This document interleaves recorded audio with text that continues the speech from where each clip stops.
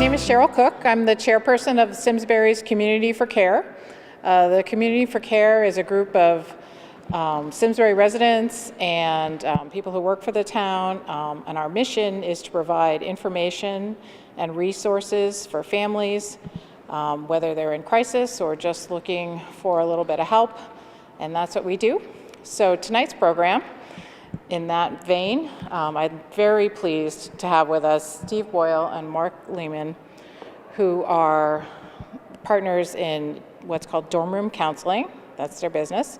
But they're going to talk to us tonight about issues facing college students and their parents.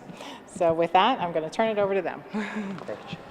Hi, everybody. Yeah, so thank you so much to the town and the organization for bringing us in, and I know Mark will reference that again. So the purpose of tonight really is, you know, I do a lot of programs for seniors that are in the beginning of the year going through the college process, but all too often we neglect to speak to the kids once they get in, because you spend so much time in high school thinking about, you know, where am I going to apply?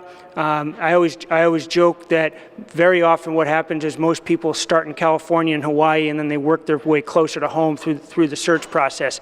But then you get in, and then it's like, now what? So I just want to maybe introduce myself and let you know who I am. So my name is Steve Boyle. I'm a longtime school counselor at Hall High School in West Hartford.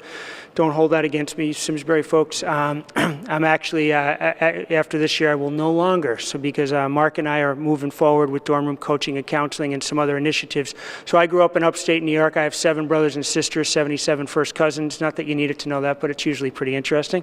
I started my career teaching and coaching on the Lower East Side of Manhattan.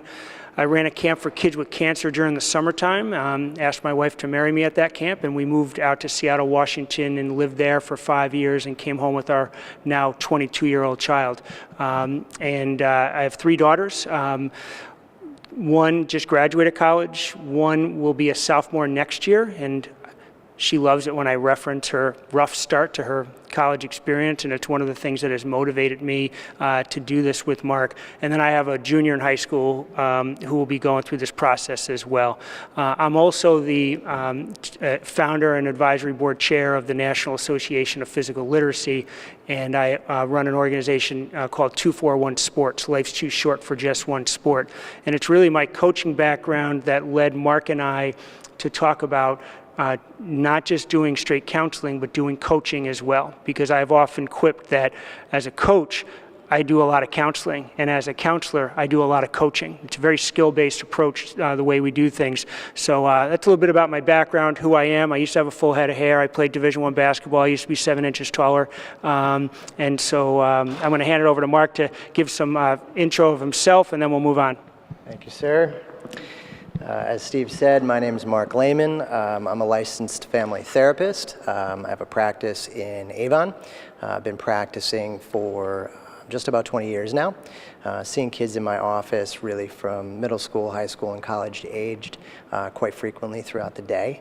And my background in counseling has taken me into dorm room, work with kids online over the years, over the last 4 years really, quite a bit of work with kids really all over the country. And so as Steve mentioned, we decided to team together this past year and really bring together coaching and counseling as a service to provide to students really all over, and begun to hire individuals under dorm room coaching and counseling to be able to have professionals from really all over the country to service kids and students. One of the I'm assuming you're either parents of seniors. How many of you are seniors in high school right now and you're heading off to college next year? Anybody in college right now? Okay. All right. One of the questions that we'll often get is, how difficult is the work going to be? And certainly as somebody who's been a school counselor, I think one of the challenges that people deal with in terms of the difference is I was exiled to the middle school for 3 years. All right, so I worked with the middle school population, and I would ask kids, what do you like about middle school compared to elementary school? And the answer was always, what do you think it was? More freedom. So then I asked high school kids, what do you like about high school compared to the middle school? And you know what the answer is? And then I say, you know where there's more freedom? It's in college, right? It's amazing. You get there and you're like, oh my gosh, there's literally nobody here to check if I'm going to class or to monitor whether or not I'm actually doing my homework. And so in terms of total workload in a semester, it's probably not that much different. And you know, those of you that are going to private school, if you go to Simsbury High School, you're probably going to find that you're really well prepared. I mean, that's the nice thing about coming through school districts here. You're well prepared from a skill and academic level, but are you well prepared from an organizational standpoint? The challenge really becomes, how do you structure your days on an academic piece? Because the way the schedules work, just going to take a look at some of my notes, is most of you probably have a 5 to 7 period schedule right now. And you know that first period every day you're going to your math class. Even if you're on a rotating level, you know that at least once every 2 days you're going to get your 6 probably core courses. You're going to have your math, your English, your social studies, your science, your world language. Depending on where you all are going, and many of you are going to many different places, you might just have class on Mondays and Thursdays, all your classes. And then Tuesday, Wednesday, Friday, you might not have anything. Maybe Wednesday night you were clever and you got yourself into a 3-hour night class that is the equivalent of what a 3-day class would be like. So in terms of how your schedule works, you're like, oh my gosh, I have all this free time. For people that are not the most organized, that can be really challenging, right? Because it seems like, well, it's great, I'll just get all my work done in the other periods. You have to come up with systems for yourself that are going to allow you to maximize the crazy amount of free time that you have, and you really have to pay attention to that. And one of the things, best piece of advice I could give you is, most of you probably got a smartphone in your pocket right now and it has a calendar. I'm shocked at how few teenagers and adolescents and college kids, you're so hooked to the phone, but you don't use it as a tool.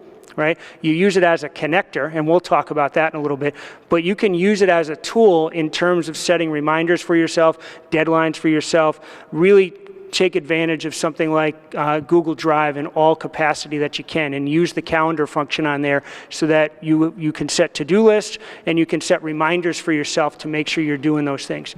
In terms of rigor, the range is going to vary. As a school counselor at a place like Hall High School, we send kids from everywhere to Harvard, Yale, North Carolina, Michigan, Pomona, Stanford, to then less competitive colleges and community colleges.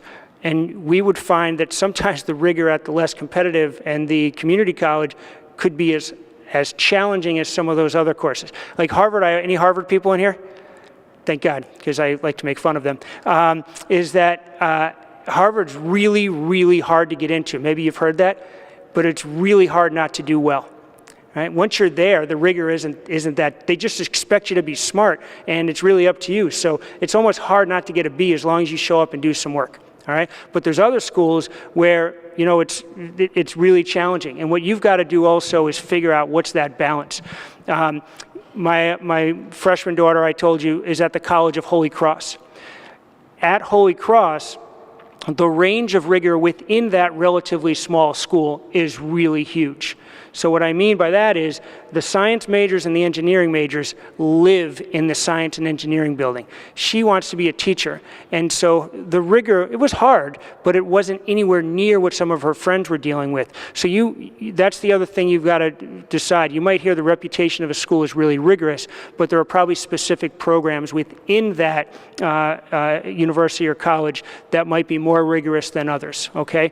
Last thing I'll say about rigor is try to create relationships with adults, okay? And we'll talk about the reason for that, but on an academic side, do it because the professors know who can help you. If it's not them, they know the other students in their programs that can be of assistance. So it's really going to be how much you go after it, but I would say talking points, keep a calendar, attend all your classes because you don't have that many. don't think about skipping classes. If you're not a good person for getting up, don't schedule a 7:30 or 8 a.m. class, right? Try to do everything after 10 or 11 o'clock. If you can do some night classes, do it. That's fine, all right? And then just make sure you're attending them all. All right, I'll go change the. I'll take the walk of shame. Before you do, hang on a second. Just want to add one other thing. Super important that I talk to kids about all the time is when you go to school, it's really important that you recognize in high school, a lot of your work is done in class. A lot of your work in college is done outside of class. So the number of hours that you have that you're taking, as Steve was mentioning, could be quite a bit less in college, but you're expected to go and do work, let's say in the library or somewhere else that's quiet. It's really, really important to be thinking about balancing that out and getting your work done first. Because when you go to college, there is that opportunity, there is that opening to say, how am I going to use this time? You know, and I have students that I work with that don't use that time very well, and they end up really behind the 8 ball. So just having a lot of free time, a lot of open time is great, feels wonderful, but it's really important that you've got the responsibility piece of saying, okay, I got to get my work done first. The amount of courses is going to change at university and college, but typically you're going to take 5 courses per semester, which is around 15 credits, all right? And so most courses are going to be worth 3 credits, okay? And they call those semester hours. So if you were to graduate in 4 years, you're going to take 15 per semester, so that in the 4 years you're going to have accumulated your 30 each year, so about 120 semester hours. Sometimes colleges and universities are going to give you 5 courses first semester plus a freshman seminar of some sort that might be a 1 credit bearing thing, or they'll do 4 and your freshman seminar is going to be a 3 credit. So you just be careful about, thinking right away that you want to be the double major and you got to bang all these things out. What I would suggest is see what that feels like first semester, and then if you feel like it was too light a load, then you can consider adding 18 credits per semester after that. But you only need to do 5 typically per semester in order to graduate on time. Okay? So that is a bit about the academics, and the academics are a big shift. The other big shift is social, okay? And it's really, really important that as you're heading off to school, that you're thinking a little bit about the difference socially in college. Lots of kids I talk to are really excited about, the opportunity to party, the opportunity to not have mom and dad around, the opportunity to sort of have, as you said earlier, the freedom, which is great. Okay, but you really have to be thinking a little bit about what do I do when I get to school? Because everybody starts over. When you get to college, everybody hits a refresh button, and the socialization piece of like, okay, I go to high school, I've got a group of friends, I say hello to them each morning, we hang out, we talk, we see each other on the weekends. That all changes when you go to college. You're literally starting fresh. You're starting over. So that is a piece that honestly, when I meet with students online, I hear more about this piece than I do the academic piece. And I think some of that is a lot of the kids that I work with, at least locally, they're prepared well. Avon, Simsbury, Farmington, West Hartford, they're prepared really well. So the academic piece doesn't feel as difficult for them, but the social piece is a bit of a shocker. Going to college and starting fresh. So just taking a look at, are there things you can be doing ahead of time? Have you guys reached out to kids from school yet? By show of hands? Yeah, a little bit? Okay. And, social media, Facebook, Snapchat, that kind of thing. How about orientation? Are you guys that are going next year, are you guys scheduled to go to an orientation or okay? Okay, and a lot of the schools will have orientation, or they'll have some kind of, accepted students day before you go. And to me, I always encourage kids to try to attend those, because to me, it's an opportunity to meet new kids. All of the kids that go to those events are new, just like you, and the key really is being open and friendly, and putting some what I call active energy into meeting new kids. Okay, those kids that I work with that go to school and they expect they're going to move into their room and everybody's going to come to their room and kind of meet them and want to meet them and get friendly with them. It doesn't work that way, ever, okay? So it becomes really important when you're at school to be thinking, I've got to put some active energy into this and really do my best to reach out and meet my neighbor in my dorm, to be friendly in classes, to join clubs and activities. That's a big one, you know, for kids. And for those of you, just quick show of hands, clubs and activities in high school. You guys did clubs and activities, all of you, most of you? Okay. So in college, plenty of clubs and activities to join. Okay, the nice part is that some of them are new, some of them you didn't have exposure to in high school, so you can try something new and fresh. I would suggest getting on your school's website, taking a look at what's offered. As much as maybe your parents have already told you to do that, they're right. Okay, get on those websites, take a look and see what's available, because those are social opportunities waiting for you. Okay, I've had kids do club sports or intramural sports where they're really laid back, and really the goal is just to have some fun and meet people, and it's a really great opportunity for kids to connect and meet other people. I think you had some thoughts about that. Well, yeah, I'm always a personal anecdote story. So my middle daughter, when she went away, she had always played sports, and soccer was one she'd played since she was 5, and she actually had, I feel like I'm boasting when I say it, but she had 20 varsity letters over because she did in middle school. So athletics was a huge part of her life. And when she got to college, it was the first time she realized since she was 5 that she didn't have a team to be on in the fall. And it was really challenging. And so she eventually wound up, what really saved her from not needing to come home was she went out for crew. And so she had never done it before, but they were accepting novices, so they weren't cutting. And it wound up being really good for her. So what I would say to you on that front is, if there's something that's been life-giving to you that you've been doing, try to figure out at least building in a safety net to be able to do that activity so that when you get there, you're prepared to at least have that social group. She then had folks, when she went to the cafeteria, the library, that she could sit with, you know, those things where it really, it was a game changer, no pun intended, for her on that piece. Yep. Okay. So the next one that we wanted to talk about was communication. So this is a tough one. How many of you are going to a college or university with a friend? You know somebody from your local town that's going there. Okay, good. All right.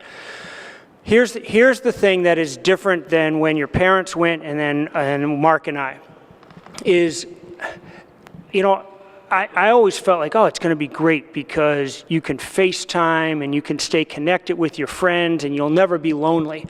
It could not be more untrue, all right, is that those things actually create this feeling of loneliness in a very strange way, right? It sort of breaks down the intimacy or the anticipation that we would have. It used to be like on Sunday night, you would make the phone call home. You'd line up in the dorm room and there'd be a rotary phone and you'd have to do your obligatory 10 minutes with your parents on the phone, and that was it. And you knew that was going to happen. Or if you had a girlfriend or boyfriend back home, or you were waiting for mail from your parents, you went to the mailroom, and if there was a letter there, great. If there wasn't, you just walked away and you waited till the next day to see if there was a letter the next day. But now, I got to keep my streak alive. Right? And you get your Snapchat streaks, and then there's this, why aren't they immediately getting back to me? Well, maybe they're in class. Maybe they're taking a nap that they didn't used to take in high school when you guys would have Snapchat streaks. So the communication thing can be really, really challenging. The other thing, and you all know it because you do it yourselves, I do it. I don't put like bad pictures of my family up on Facebook, right? We're old. We use Facebook, all right? So, and now we've crept into Instagram, and we'll probably wind up on Snapchat before you know it, and then you'll go someplace else because that's what you do. But what happens is it creates this illusion that all your friends from high school are having a blast, and you're there on a Friday night, haven't gotten invited someplace, and you're looking at some of the people you've met through the week at the college or university you're at, your new friends, right? And then you're looking at your old friends, and there's this weird illusion that everybody's having fun and you're not. When the truth is, nobody's really having that much fun because you got your nose in your phone or on your laptop. And so one of the suggestions that I would give you is you got to detox from the phone a little bit, all right? So there's the peer detox, right? And decide that I'm not going to constantly have to answer every Snapchat I get, or that I don't have to post every day, whatever it is that is sort of your habitual. And I feel like I can speak generally because this happens so much with adolescents and kids going off to college. And anybody we talk to, is able to get back to a point where they say, yeah, it's a pretty significant issue for me in terms of feeling lonely looking at everybody, because it's not intimate, right? Like, you can see the person, but you're not experiencing them in a way that you might otherwise be used to. And it creates that reminder that you miss that person. And so, again, what I would suggest is figuring out a way to get away from the phone a little bit when you can. And now, this is for parents and for students. The instinct for parents when a student is struggling, and look, we've had plenty of kids that go away to camp and they've, wherever. This is like the longest camp you're ever going to go to. And so even if you don't have a history of being homesick, it creeps up. You just don't know when or why, but it typically will creep up. And homesickness is real, right? It's sort of like when someone says to me, why are you wearing that sweater? I'm like, because I'm cold. You're not cold. No, I am. I'm cold. I have a sweater on. Don't tell me I'm not cold. I feel cold. It's the same thing with homesickness. Like, what are you homesick for? You can call, you can FaceTime, you can be with your mom or dad right now. It's still real. And so parental instinct is to want to communicate all the time because we want our kids to feel better. And so the suggestion that we give is to try to schedule times in the same way that we used to have to wait for the letter. Let's wait for the phone call. Let's wait for the text, right? And parents, don't respond to every text right away. Your children are programmed to want to get that instant feedback, but what I would say is, as best you can, it's sort of like, you ever have that, this is an adult thing. You get an email and your instinct is to reply right away, and then you wake up in the morning like, I can't believe I sent that email. It's a good rule to wait over sleep to do it. And I would say the same thing with text. Mom, I miss you. Dad, can you come pick me up? I want to come home for the weekend. Our suggestion is, wait 3 or 4 hours before you even reply to those texts. And I know it sounds cruel to the students in here, but it's really important that you get that degree of separation, because 9 times out of 10, now they're going to figure it out. But if you immediately reply, yes, I'll be there in 2 hours because I miss you and love you as well, then you're not going to create that separation that is really important as the growth goes forward. We're in a whole new era because of how connected we are, but it's a dangerous era because we don't allow the growth that could happen. So there's the peer communication piece, but then there's also the parent communication piece. And it's one of the reasons why we try to empower kids to access adults when they're in those spaces. So, yeah. Thanks. So one of the topics I find myself talking to kids about regularly is self-care. And, as Steve's talking, I'm thinking, wow, we're making college sound really, really difficult, really a tough place to survive. And in many ways, it can be a tremendous amount of fun. And both Steve and I felt coming into tonight, passing along some information to you guys, even if one tip or suggestion was taken with you and used, could really be beneficial and really, set the course for you in a different direction. Because really, ultimately, you're going to college for your degree, but we all want you to be happy there. Okay, so there's ways to do it. There's ways to balance off your schoolwork and have fun. There's ways to get through college and not have your hair fall out of your head. What's wrong with that? And and certainly enjoy yourself, because that's really the crux of being in a new place like this. Self-care is a huge piece. I find that when I bring up the topic of self-care to kids, they're sort of like, I got it. I shower when I shower. I change my clothes when I change my clothes, and my room's clean enough, and I'll brush my teeth when I get to it. Number one, those are all basic things that young adults need to do just for their general health.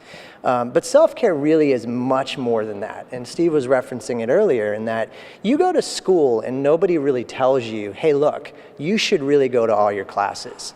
Or, hey, look, you should really schedule your classes in a way that works for you.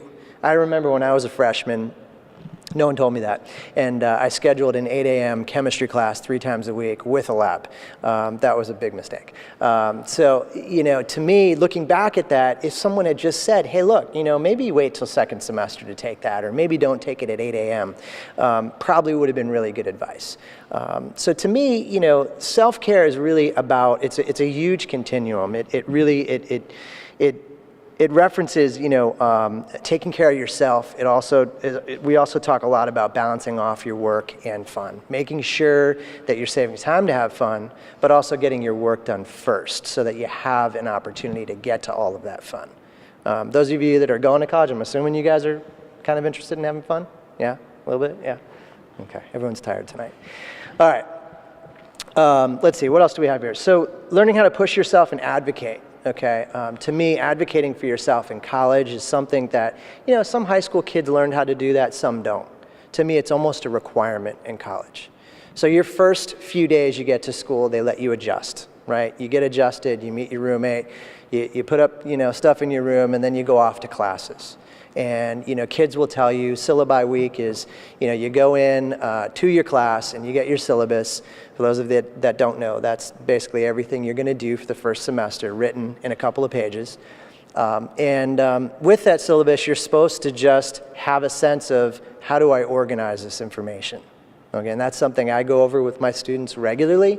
If you're lucky enough to have a school that's sort of doing some of that for you and uploading that information, fantastic. But doing something with that information in that first week, rather than sort of looking at it as a free week, is important. When you do that, it gives you an opportunity to also know when your teachers are in their office hours. So they'll all list them in their syllabi when they're available. Okay, and that may not be something you use the first couple of weeks because things just seem to be kind of on autopilot. But when you hit a difficult part in a class, it becomes really, really important that you push yourself to go back and speak to that teacher.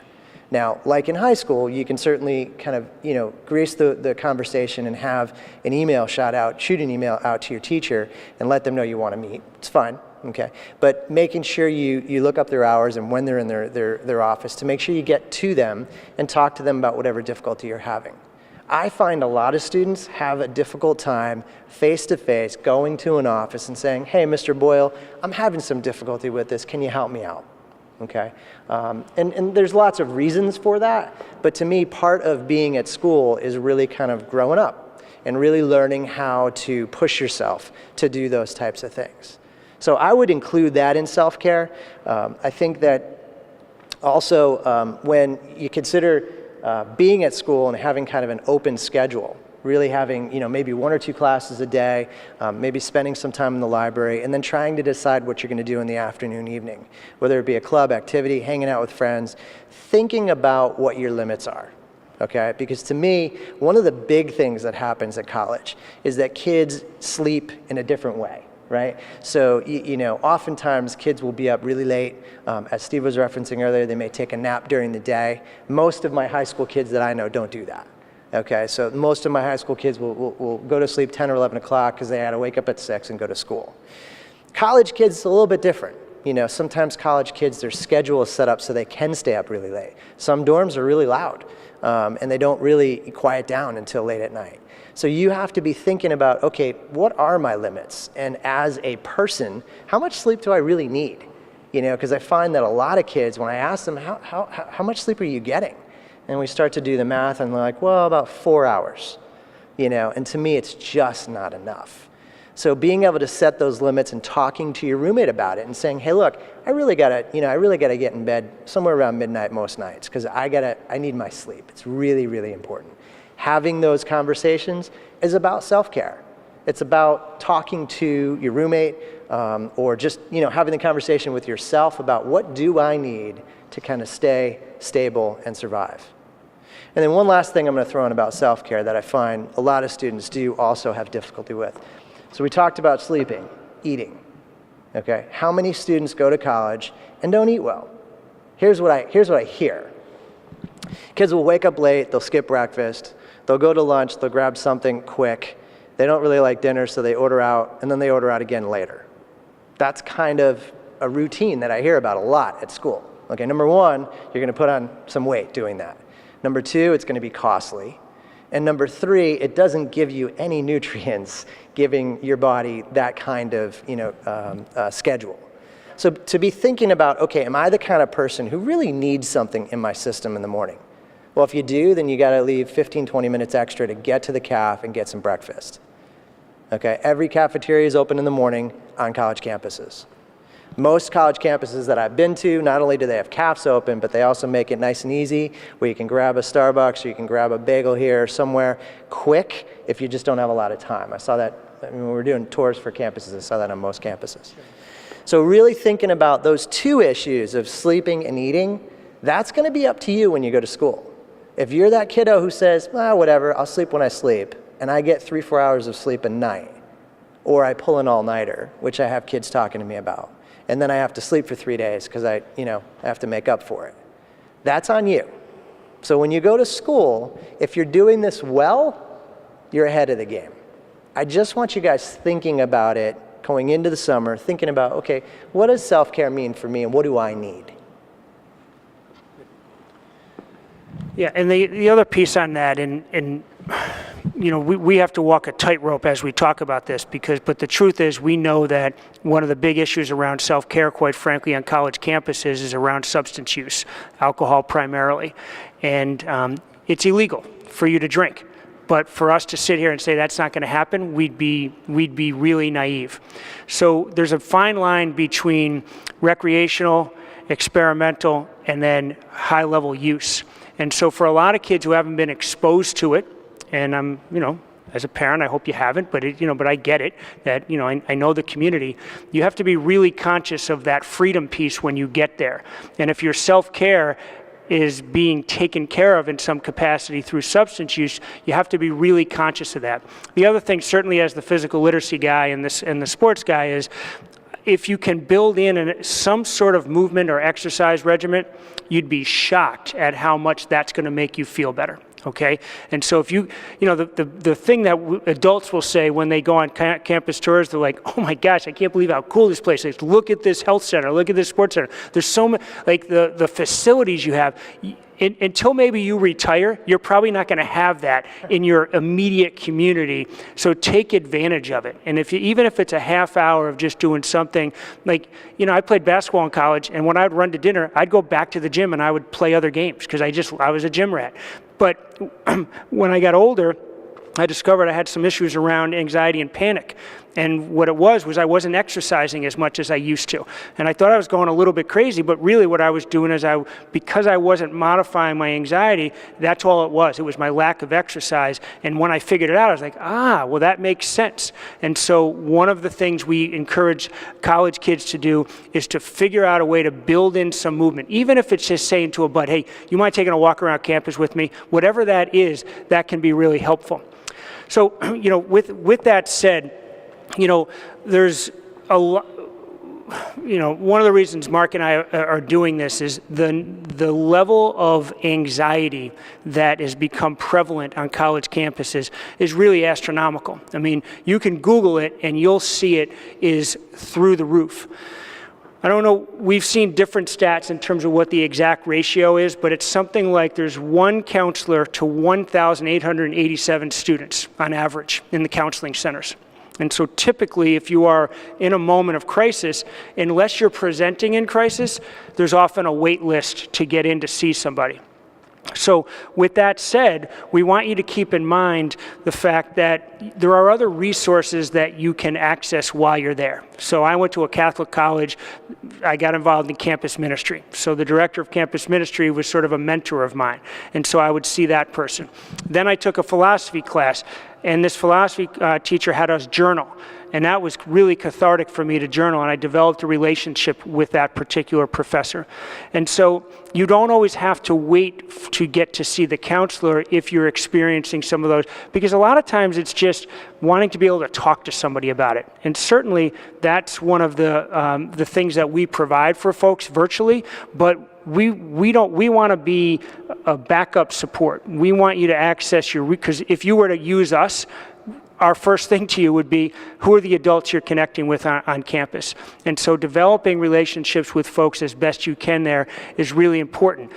But it's really helpful to know if you're experiencing homesickness, sadness, or anxiety, you are not alone. I mean, look at those numbers. They're off the charts. Okay, so don't feel like you're going crazy or that you're any different. It's a pretty normal sort of condition. It's just when it starts to consume you and you don't feel like you have control of it, that's when you really got to make sure you're getting help and taking advantage of those particular things. I would just say too, you know, like Steve said, I mean, these numbers really are pretty off the charts. And, you know, one of the dangers, I think, in college that concerns me is that kids will turn to using substances to try to cope with this. So the typical, you know, kiddo who's feeling lots of anxiety and decides, well, I'll just smoke a little pot. That'll help. And then they find, you know, maybe it did help temporarily, so I'll just do it again and again and again. And then you find a kid who's smoking pot all the time and can't stop. And now they can't sleep without it. They can't study without it. They become really reliant on it. Or the kiddo who just sort of lets loose on a regular basis and is drinking, you know, a lot. There are a tremendous amount of substances on most campuses, I would say. And similar to high schools, you guys have to kind of decide if your goal is to be there and have fun and get a degree, those are things that are going to get in your way. They're not going to help you. Okay, they're available to you, but believe me, they're not going to assist you. There are things available that can assist you. And like Steve said, one of the easy ones is finding some fitness, finding some physical activity that you can do on campus, whether it's formal or informal.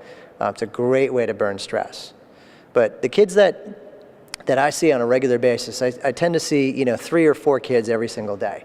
And those are kids that really are all over the country. They're experiencing high levels of anxiety, high levels of depression.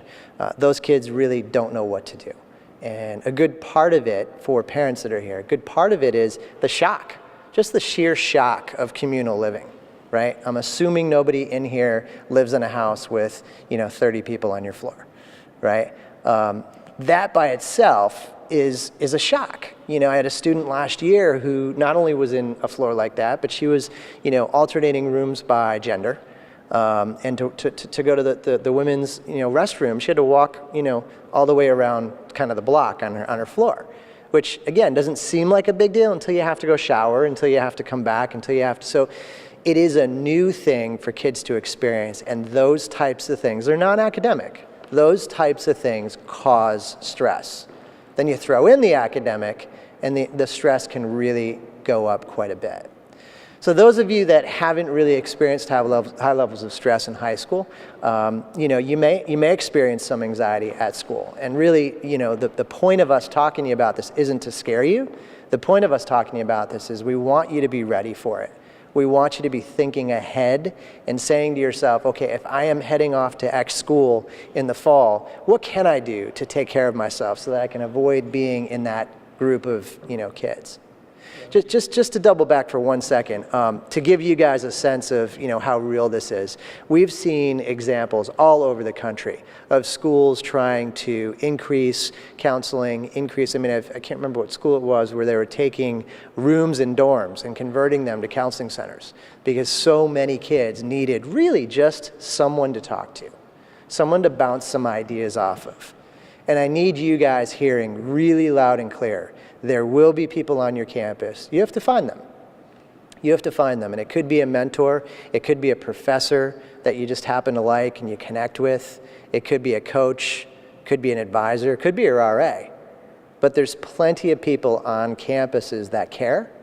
And really it comes down to you guys. If you're struggling at all, opening your mouth. If there's any one thing I tell you tonight you walk away with, opening your mouth and getting some assistance is really, really important. And I appreciate Mark saying that the intent of this is not to scare you, because you hear stuff like that and you're like, oh my gosh. All we would say to you is that we want you to be aware that when it happens, it's normal. I've always said that college is emotion on steroids. When you are happy, it's like, oh my God, I've never felt like this before. And then when you're sad, it's a level of sadness that is just deeper than you may have experienced, and that can be scary. And when you're goofy, you're like, I don't know why I feel so goofy today, but I just do. It's just, that's the way college is. And part of it is, it's that freedom piece that allows you to do it. But just, you know, that's why we're saying, when it comes, embrace it, but then practice the skills it takes to get you back to where you want to be. So if you're super anxious, figure out how to calm yourself down. If you feel yourself depressed a lot, you got to figure out how to pull yourself up. And if you can't do it without yourself, we don't want you using substances. We want you to access some help. And that's really the key message there. So this is a favorite slide of mine. Those of you that have seen me present, keep the answers to yourself for a minute. The reason I present this slide a lot is when you go to college, one of the really important things you'll have to do is to really think about the way you think about other kids, right? So if you're that kid who's just got an established friend network and you go to school and it's sort of easy peasy because you've been there for 13 years and you kind of know everybody.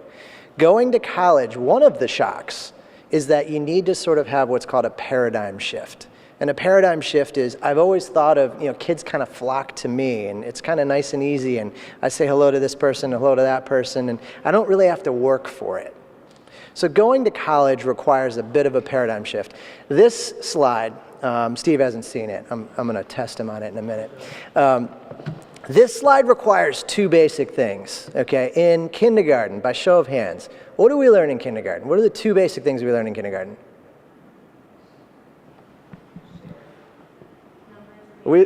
Numbers and what? Numbers and our letters. There you go. All right, nice and easy. Numbers and our letters. So that was great. It was a good time. So the first three answers, okay? People will go through this. I've shown this to med students. I've shown this to grad students. I was shown this in grad school, and then my professor was particularly cruel because she didn't offer the answer until our next class. So we were pondering this, for days. And everybody thought they had the answer, and nobody did. So in order to get this answer, you're going to start off the first three with one of those items that we use in kindergarten, right? We're going to use our letters, all right? So in order to get our first answer is we're just going to use the general alphabet, A, B, C, D, E, right? Got that? Yes? Thoughts about the second one? Come on, guys. Come on. I have not seen this. Steve hasn't seen it. I'm not going to put him on the spot. We've got patterns. We've got our first letter, times two, our second letter, our third letter, our fourth letter, and so on. Our third one, our first and last, our second and second to last, right? I think you guys get the pattern. Can anybody figure out the fourth one? Uh-oh, she's got her hand up. F, say it one more time. Want to explain? There you go. All right. So, in order to get the answer, I don't know if everyone heard that, but in order to get the answer to the fourth one, we got a paradigm shift. All right, you're thinking letters. You can't think letters because you're not going to get the answer. You got to think numbers. First number starts with what? O. There you go. Second number, 2, starts with a T. Third number, 3, right? So, yeah. So you're literally the second person I think I've ever met that's gotten that. So, but anyway, to me, it's a paradigm shift. It is, in order to get that, you've got to think a little differently. Now, you guys have a party trick, and you can tell your friends about this and challenge them. I want you guys to remember this, because when you go to college, okay, one of the things that really stabilizes and really does allow for a lot of happiness is if you guys can bring some active energy about being friendly and open. Okay, leaving your judgment at home. You're going to meet kids from all over the world. So those of you that have grown up and lived in Simsbury your whole life, right, only known Simsburyites, right, it's great, but you're going to get out there and you're going to meet other types of people. So being able to sort of leave your judgment at home, be open, be available is a paradigm shift that really does help kids establish a lot of happiness at school. Great. So you want to change that for us? We're almost done, folks, because we want to give some time for some questions. But when we first started doing this work, it really came from, most adults will say college was the best 4 years of their life. they look back and they're like, I wish I could go do it over again. Like, and we have this sort of fond memory. And perhaps when we were there, we might not have, there could have been some struggles and, heartbreak and some things that were challenging, and you found out that your dog back home died and that broke your heart as well, and like stuff happens, right, when you're there. But collectively, when we look back, what I've been thinking an awful lot about is the fact that for many of us, we're dealing with students that are barely surviving, right? Where really the mindset should be shift to like, how do I thrive? Like, what are some things I can do to get out of feeling like I'm just getting through to really having that paradigm shift to say, I really want to get something out of this.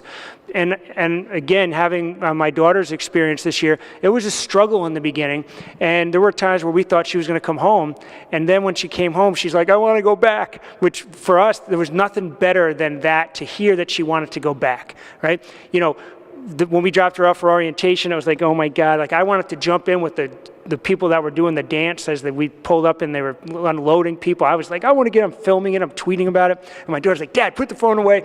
And now she's going to go and be one of those people this year, right? And so it's really what I think I would say to you is, you have to approach things deliberately with intentionality. You have to go and say, okay, I need to be comfortable being a little bit uncomfortable, right? And for some people that can be a challenge, I get that. But think about this. Think about a moment that was worth it in your life. And adults can do the same thing. Everything in this life worth doing requires a certain level of discomfort. Getting in shape, asking somebody on a date, struggling to get a job. You have to do something that's uncomfortable, right? And so if you're going to thrive in college, you've got to experience that level of discomfort to really go after some things that might be challenging for you. There are so many opportunities in college, and you only get 4 years. And I'm telling you guys, I know you, right now, how fast did high school go? Right? I know you're dying to get out of there, but how fast did it go, right? When you blink and you're like, oh my God, I remember freshman year like it was yesterday, right? And so we can still do that. So really, and I know, and it is a skill, and it's why we talk about coaching when we talk about this. To be intentional with something means you have to have a plan though as well. It doesn't just happen. And so what I would suggest over the summer is maybe write down 5 things you want to accomplish by the end of first semester. Okay? And those things can have to do with grades. It can have to do with meeting friends. It could have to be with, joining a club, or maybe going out for an intramural or a sports team, or whatever the case may be. But think about 5 things that you want to accomplish within that first semester. Because if you do that, you'll wake up each day to be able to say, okay, I have those 5 goals that are part of my list. And you can put them on your mirror, put them in the notes section of your phone and keep referring back to them. Perfect example of what I do. So my happy place is in Goose Rocks Beach in Kennebunkport, Maine. Anybody familiar with it? All right. Each year we go, and that's, as an educator, I always think of my new year as the fall. Right? Because, and I'll say to teachers, Happy New Year, right? Because that's it. I do my New Year's list in August when I'm on the beach, and I'll go for long walks, and I'll come back and I'll write down, these are some things I want to accomplish. And my list is usually around 10 things. But it's huge for me because there's times I'll break it out and I'm like, you know what, I haven't even addressed that one yet. And it might be something like do a volunteer project with my wife. And I'm like, oh my God, that's on my list and I haven't even considered it. Right? And so those sorts of things will help you get through that college experience, so that if you feel like, oh my God, I'm not meeting as many people as I like, or I really like that person, I was hoping I might be able to date them, or my classes are a little more boring than I was hoping they'd be. If you have that list, it gives you something to look forward to and something to work on. It creates that intentionality. And it takes you from surviving to actually feeling like you're thriving at your college or university. All right? Big thing is you got to get involved. All right? Yeah, absolutely. So again, guys, if there's some information you could take from what we've said tonight, we're hoping, both Steve and I are hoping we haven't made college sound too scary, but really we're trying to be proactive. We're trying to give you guys a sense of, things like self-care. things like, you know, developing ways to reduce stress and really sort of setting your schedule so it fits you. Those are things you have to be deliberate about. You have to be thinking about, you know, because they will be in front of you, you know, come late August, which isn't that far. So be thinking about those things, and you know, to me, if you guys are able to really address some of those things and just have them in your head and be considering them going into school, you're way ahead of the game. Questions? Anything? No questions.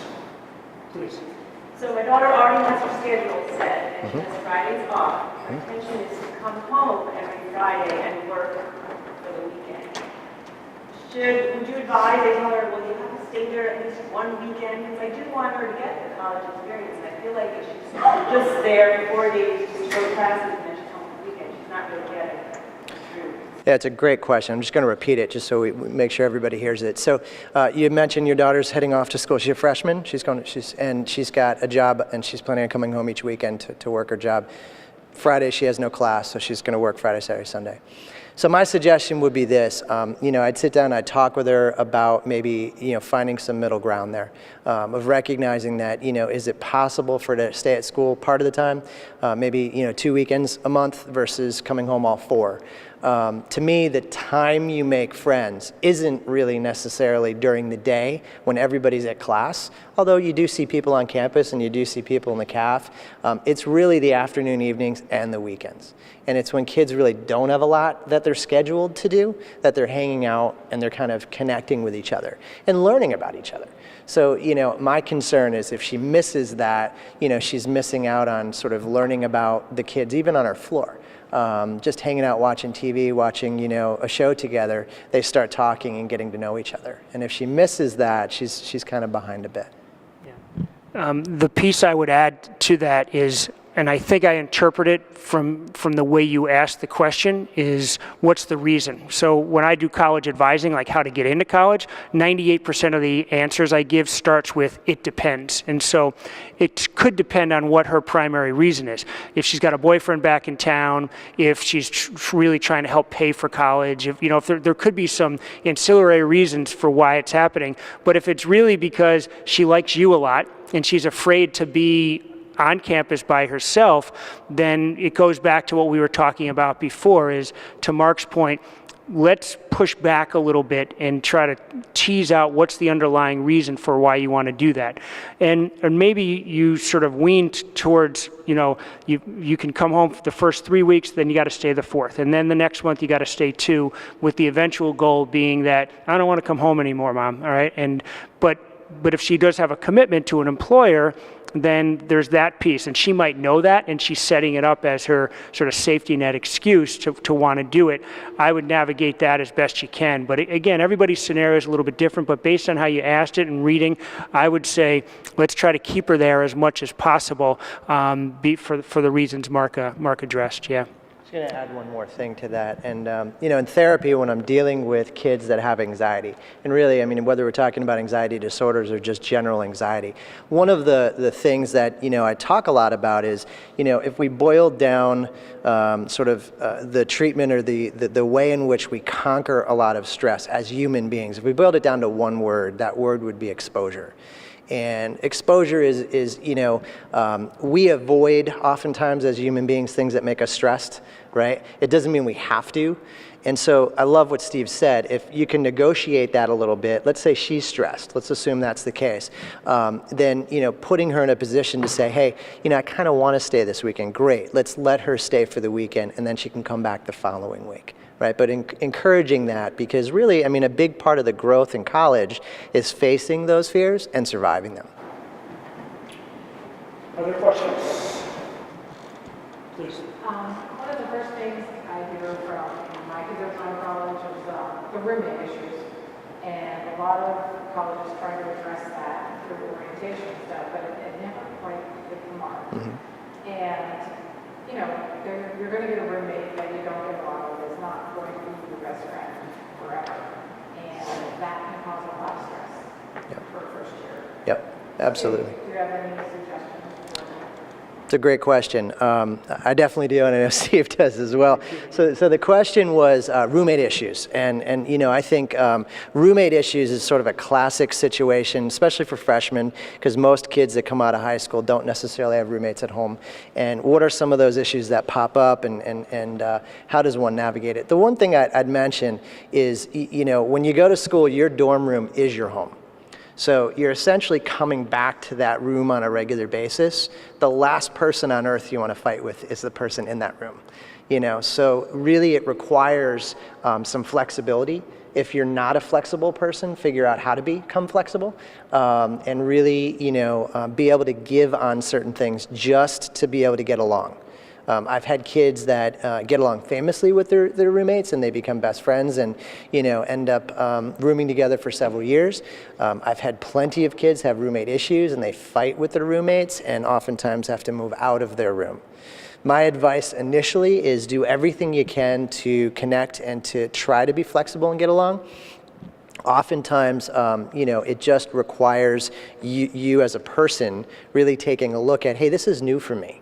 I'm not familiar with this. I haven't had a roommate before. And so, you know, I need to be respectful of basic things. For example, let's say your roommate has some friends over and they order a pizza and half of it goes in the fridge. Okay? And then, you know, a day later, your friends are in the room and they're hungry and they open the fridge and start eating the pizza. At that point, something should be said, because somebody is going to get mad at somebody, right? And generally speaking, it's going to be between the two roommates.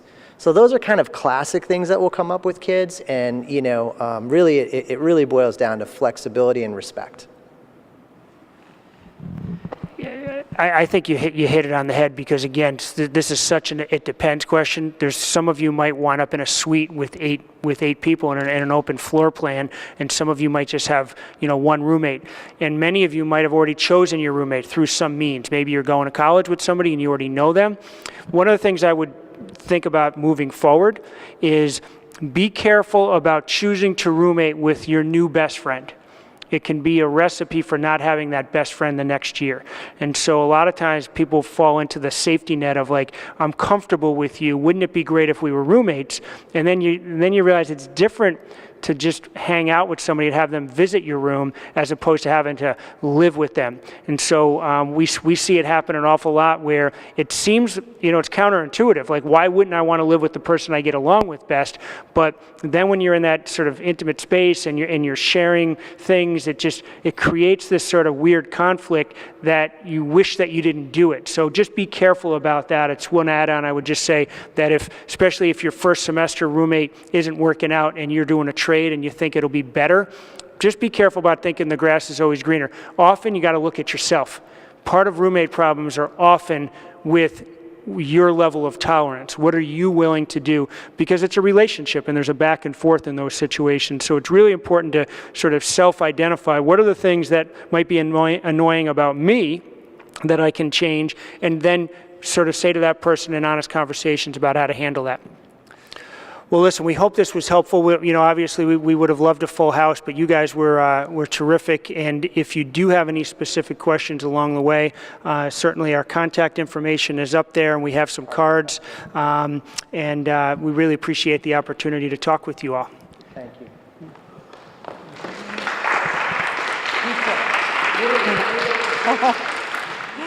Thanks, everybody. And I just want to thank SCTV is taping this. So if there was good information that you want to share, the tape will be available online. So none of you will actually show in the tape, so you don't need to worry about that. And I'd like to thank our cameraman tonight, Chris Kelly. Can I also just thank the town for providing refreshments and food? That was very kind of them. Thank you so much.